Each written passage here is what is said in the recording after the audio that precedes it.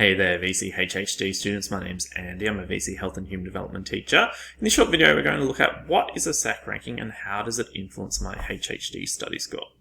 Before we dive into this video, just a reminder there's a range of different ways you can engage with the Health Resources Hub.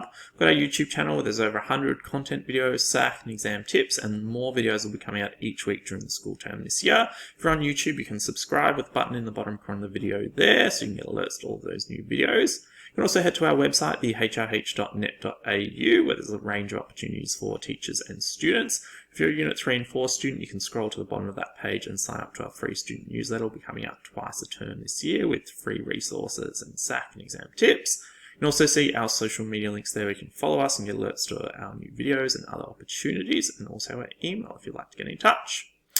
So in this video, we're going to focus on what a SAC ranking is and then how that can influence your HHD study score. So it does get a little bit complicated, so please just bear with us as we chat through this. So what you first have to understand is that all students at your school that are completing Unit 3 and 4 HHD are considered what's called a single moderation group.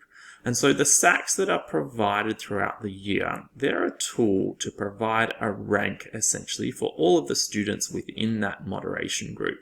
And so if there's 15 students, say, at your school doing HHD Unit 3 and 4, then the SACs essentially provide a ranking from 1 to 15. So the marks essentially, determine your position within that ranking.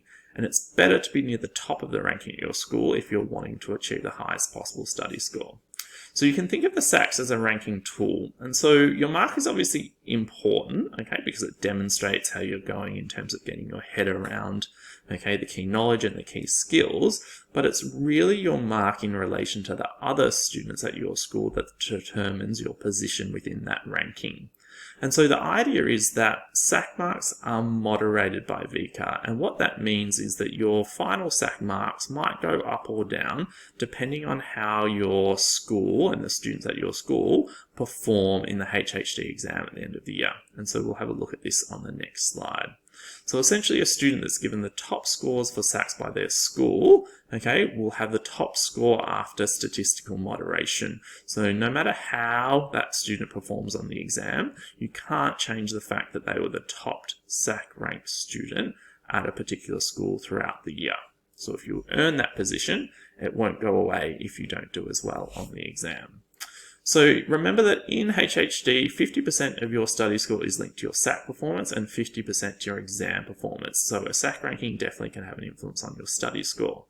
So what happens is the way that the students at your school perform on the exam influences what those SAC marks will be. So if you were the top ranked student, say look at the information down the bottom there in that image, like Anita, and your mark was say 88 out of 100 on that raw school assessment, so your SACs.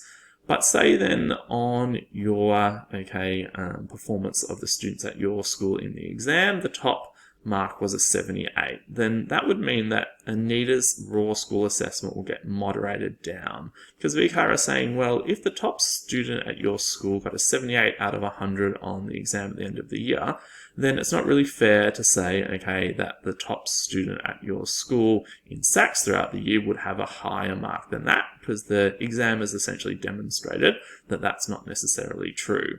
So if you do get the top position in that SAC ranking, essentially you're rewarded by whatever the top exam mark is at your particular school, because that carries over to be your essentially SAC mark. So as I said before, you don't lose your own personal, exam mark, no matter what that is, but the ranking that you ended up with in your sort of SACs, is influenced by how students at your school, to do on the exam when those marks are transferred over to those particular ranking positions. So essentially you want to encourage everybody within your classes at school to try to do as well as they can on the exam at the end of the year, because that can then influence the way in which your final SAC marks are moderated up or down, but it doesn't change your position within the ranking. So essentially you want to be trying as hard as you can in your SACs throughout the year to get as high a ranking at your school as possible, because that can then obviously help to influence that 50% of your mark that goes towards your study score at the end of the year that comes from your SACs, and then you keep your own essentially exam mark no matter what. Okay, hopefully you found that video useful. Here's a range of different ways you can engage with the Health Resources Hub. Thanks so much.